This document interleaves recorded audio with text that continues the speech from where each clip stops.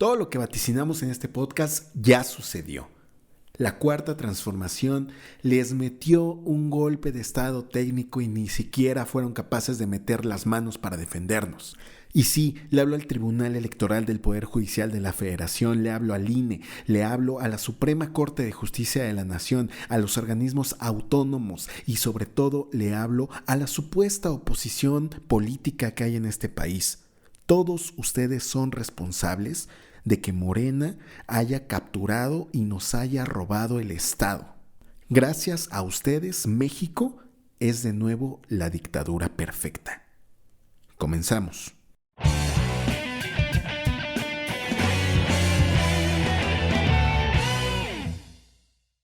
Aquel 2023, cuando nosotros subíamos nuestro último podcast y nos preguntábamos si Morena iba a ser capaz de hacer todas estas tropelías que tenía en mente, hoy, 2025, 2 años después, déjame decirte, querido Fernando del pasado, que no solamente se atrevieron a eso, a más, fueron por todo.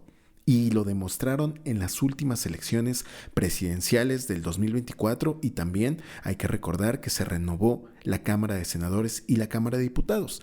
Y esto fue clave para que Morena consolidara su poder, pero no a la buena, porque todavía dijeras, ganaron las elecciones y el 80% de los votantes decidieron darles a ellos el 80% del poder.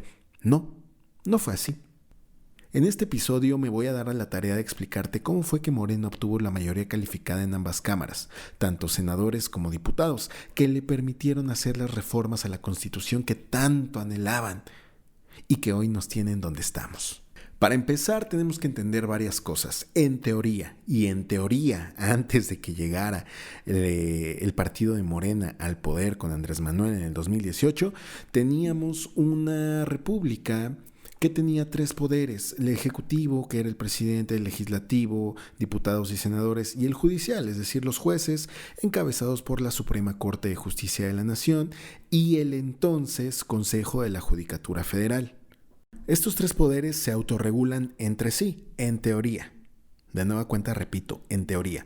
Pero algo que le hubiera gustado haber tenido a López Obrador en aquel momento, durante su sexenio, era el control del poder legislativo y sobre todo también del poder judicial. Pero bueno, vamos por pasos. Existe algo dentro del poder legislativo, que es la Cámara de Diputados y la de Senadores, que se llama mayoría simple y mayoría calificada. Con la mayoría simple tú puedes hacer cambios o reformas a cualquier ley, por ejemplo, no sé, la Ley Federal del Trabajo. Pero para hacer cambios a la Constitución, es decir, para reformar la Constitución, que es el máximo ordenamiento jurídico que tenemos, necesitas algo que se llama mayoría calificada. Esto es que la reforma la aprueben 2/3 partes de las cámaras. A ver, en español.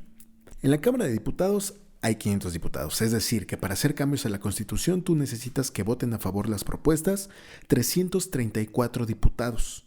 Ahora bien, en la Cámara de Senadores hay 128. Entonces, si hacemos la misma operación, tenemos que para aprobar reformas vas a necesitar que voten a favor 86 senadores. ¿Sale? Esto es algo que no sucedió en el gobierno de López Obrador. Como te dije hace rato, las cámaras se renuevan cada 3 años y durante la legislatura del 2018 y durante la legislatura del 2021, Morena no logró esa cantidad de diputados y de senadores. Por eso, repito, no pudo hacer cambios sustanciales. Entonces la pregunta es, bueno, ¿cómo nos vamos a hacer de la mayoría calificada para poder reformar a nuestro antojo la Constitución? Fácil, pero a la vez muy osado y a la vez muy inteligente. En materia electoral hay una figura que se llama sobrerepresentación y esto quiero que lo mantengas en tu cabeza porque más adelante vas a entender el por qué. ¿Sale? La sobrerepresentación es un candado que se le puso a la Constitución y a las leyes electorales para evitar que partidos, como por ejemplo lo fue el PRI, concentraran la mayoría calificada y pudieran hacer y deshacer a su antojo. Es decir, nosotros los mexicanos en nuestra Constitución estábamos blindados para casos como estos. Es por eso que se crea el principio de representación proporcional. los llamados plurinominales. Yo creo que en algún momento has escuchado hablar de esto en alguna noticia. Que la representación proporcional, que los diputados plurinominales, etcétera. Te lo voy a explicar fácil. En México solamente hay 300 distritos electorales y por cada distrito se elige a un diputado. Entonces, vamos a decir que cada partido político postula a 300 candidatos en los 300 distritos, obviamente, uno por cada distrito. Llega la jornada electoral, tú vas a votar y dices, pues voy a votar por el PRI, o voy a votar por Morena, o voy a votar por Movimiento Ciudadano. Bueno, al final del día se computan y en cada distrito, pues evidentemente hay un vencedor, que es el que se queda con la diputación, ¿no? Y tú dirás, bueno, si solamente hay 300 distritos electorales y se elige un diputado por cada distrito, entonces ¿por qué hay 500, no? Si solamente debería haber 300. Bueno, los 200 que faltan o los 200 que restan son los que se asignan por representación proporcional y no es nada del otro mundo, no es nada complicado, es simple lógica. Lo que hacen para repartir esos 200 diputados o esos 200 curules de manera proporcional es ver el porcentaje de votos que obtuvo a nivel nacional cada partido. Porque puede haber candidatos ganadores que no tienen la mayoría de los votos. Y esto lo vemos a cada rato en las elecciones presidenciales. En las elecciones presidenciales siempre hay al menos 3 candidatos. Pero puede haber más, puede haber 4, 5, etc. Y el que gana es el que obtiene mayor porcentaje de votos, obviamente. Pero si te das cuenta, cuando sumas a los que no ganaron, casi siempre son superiores al número de votos o al porcentaje del que ganó. Por ejemplo, en el sexenio de Calderón. Calderón ganó creo que con el 35% de los votos, ¿no? Mientras que AMLO tuvo el 30% y los otros contrincantes obtuvieron repartidos el 45% de los votos. 45% de los votos. Ahora, si sumamos los votos de los otros contrincantes, vamos a ver que la mayoría de la gente no votó por Calderón, pero ganó él porque ninguno otro solo lo superó a él. Yo puedo postularme y puedo ganar con el 40% de los votos, pero tengo otros 3 contrincantes que cada uno obtuvo el 20%, pero sumados los 3 me superan a mí en votos. Entonces la mayoría no votó por mí. Y eso es lo que sucede en las diputaciones. Puede haber un diputado en un distrito que ganó apenas con el 40% de los votos y otro que sí arrasó con el 80%. Entonces así funcionan los 200 diputados plurinominales. Se dividen, o más bien se asignan, en función del porcentaje que obtuvo a nivel nacional cada partido. Entonces aquí viene el truco. Porque la Constitución, nuestra Constitución, establece en el artículo 54, si no mal recuerdo, el artículo 54, fracción cuarta, que ningún partido político podrá contar con más de 300 diputados por ambos principios. Es decir, los 300 que la gente elige en cada distrito electoral y los 200 que se asignan por representación proporcional. Y es así como evitamos la sobrerepresentación. Es un candado muy fácil, pero a la vez muy efectivo, porque se pudiera dar el caso hipotético, ¿no? O sea, de que en alguna elección los 300 diputados los gane un solo partido. Bueno, entonces en ese supuesto ya no se le van a poder asignar por representación proporcional. Y así evitamos que llegue a los 334 que se necesitan para cambiar la Constitución. Entonces, ¿dónde está el truco? ¿Dónde está la trampa de Morena? Pues muy sencillo, que ellos analizan el texto constitucional y concluyen lo siguiente. Ellos dicen, pues la Constitución le prohíbe a los partidos políticos, o más bien a un solo partido político, tener más de 300, pero no le prohíbe nada a las coaliciones. Y entonces se va en coalición con el Partido Verde y con el Partido del Trabajo, obteniendo así los siguientes resultados. De los 300 distritos por los cuales la gente vota, la coalición, es decir, Morena, PT y Partido Verde, obtuvo 249. O sea, arrasó la coalición. De los 300 candidatos, 249 resultaron electos por la coalición. Ahora, ya en el cómputo final, digamos en el global, la coalición Partido Verde, PT, Morena, obtuvo 46.4% de votos.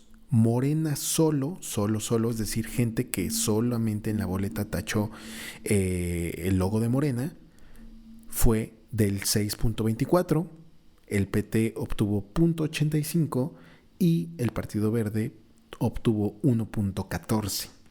Son mínimos, pero ya juntos suman el 53% de los votos, lo cual, como coalición, repito, como coalición, les dio acceso a nada más y nada menos que 364 diputados en conjunto por la coalición. Evidentemente, unos son del PT, unos son de Morena y unos son de el Partido Verde Ecologista de México, pero son la coalición y en coalición obtuvieron 364, muy superior a los 334 que requiere la mayoría calificada y así poder cambiar la Constitución. Evidentemente, después de todo esto viene una ola de impugnaciones ante el INE y después ante el Tribunal Electoral del Poder Judicial de la Federación por parte de la oposición, argumentando que pues no pueden obtener más de 300 diputados, etcétera, etcétera. Pero pues la ley es clara, la ley dice partidos y ellos se fueron en coalición. Y también a través de ciertas presiones políticas, pues doblegaron a los consejeros del INE que terminaron, avalando estos resultados. Y más tarde el Tribunal Electoral del Poder Judicial de la Federación también se doblegó y les permitió acceder a sus 364 diputados, si no mal recuerdo. Déjame, les confirmo el dato. 364 diputados. Entonces, con esto, Morena se apodera de la Cámara, obtiene la mayoría calificada y ahora sí, a diestra y siniestra hay que cambiar la Constitución rápido porque solamente tenemos esta legislatura. Y muy probablemente también la que sigue. ¿Por qué? Porque aprovechando que tienen la mayoría y que pueden hacer y deshacer la Constitución a su antojo, buscan eliminar los 200 plurinominales. Ya saben con qué pretexto, con el pretexto que es con el que siempre salen. Es que hay que acabar con los excesos del gobierno, es que esos 200 diputados le cuestan al pueblo de México quién sabe cuántos miles de millones de pesos al año. Mentira, lo que quieren es deshacerse de la única herramienta que les podría hacer perder la mayoría en la siguiente elección, que es la representación proporcional y que es el candado que pusimos desde el 94. Esta reforma se hizo desde el 94 y de hecho la hizo el PRI. Entonces, qué curioso, ahí hay una doble ironía. El partido que duró 70 años en el poder fue el que implementó la reforma necesaria e introdujo los plurinominales para asegurarse de que nadie más pudiera en algún momento apoderarse de las cámaras. Y oh sorpresa, el partido que se autoproclama diferente, el partido que odia los excesos y los vicios del pasado, el partido que detesta a los neoliberales del PRI y del PAN que gobernaron este país y lo tuvieron en la miseria total durante más de 70 años, son los que replican a la perfección las porquerías que ellos hicieron para mantenerse 70 años en el poder. Y bueno, las consecuencias están ahí. Desaparecieron 7 organismos autónomos, curiosamente relacionados con la rendición de cuentas, la competencia económica, la evaluación de la pobreza, por mencionar algunos, pues el INAI, el Instituto Nacional de Transparencia y Acceso a la Información Pública, la Comisión Federal de Competencia Económica, el Instituto Federal de Telecomunicaciones, el Coneval, que es el Consejo Nacional de Evaluación de la Política de Desarrollo Social, la Comisión Nacional de Hidrocarburos, ya saben, por temas del huachicol fiscal, y la Comisión Nacional para la Mejora Continua de la Educación, ya saben, para meter los libros de texto adoctrinantes. También hay que recordar, y nuestros hermanos de Veracruz y nuestros hermanos de Acapulco, pues lo tienen que tener bien presente, es que desaparecieron no solamente un fideicomiso, que fue el Fonden, sino muchísimos. Y con ellos el dinero que contenían, dedicados para cierto tipo de situaciones. Por ejemplo, en el caso del Fonden, pues obviamente atender desastres naturales de manera rápida. Era como un ahorro que tenía el gobierno para cuando azotara una desgracia, un desastre natural, se pudieran liberar recursos ya destinados para eso y actuar de inmediato. ¿Pero qué creen? Pues ya lo desaparecieron y el dinero pues quién sabe dónde está. A lo mejor en el bolsillo de alguno de los hijos de López Obrador o en el de Ricardo Monreal o quizás en el de Adán Augusto López. Pero con lo que sí nos demostraron que vienen en serio y que no les tiembla la mano para apoderarse del Estado mexicano es con la reforma al Poder Judicial. Con eso terminaron de matar la división de poderes y la democracia en nuestro país. Y les voy a decir por qué. Porque el circo que se inventaron de unas elecciones para que el pueblo pudiera elegir a sus impartidores de justicia, llámense jueces de distrito, magistrados de circuito y ministros de la Suprema Corte de Justicia de la Nación, solamente fue el teatro para que ellos pudieran darles a la gente el acordeón con las personas que eran cercanas y fieles al régimen, para que pudieran ganar y así apoderarse del último poder independiente en este país. Pero bueno, ya tendremos tiempo para hablar de todas y cada una de estas fechorías y sobre todo las que vienen y todos los escándalos de corrupción que se han acumulado en estos 2 años en los que no hemos estado activos. Pero no se preocupen, ya estamos aquí de regreso. Les recuerdo que la gente inteligente es aquella que investiga, lee y genera su propio criterio, mientras los idiotas pues ven la mañanera. Mi nombre es Fernando Cortés y nos escuchamos la siguiente semana aquí en Políticamente.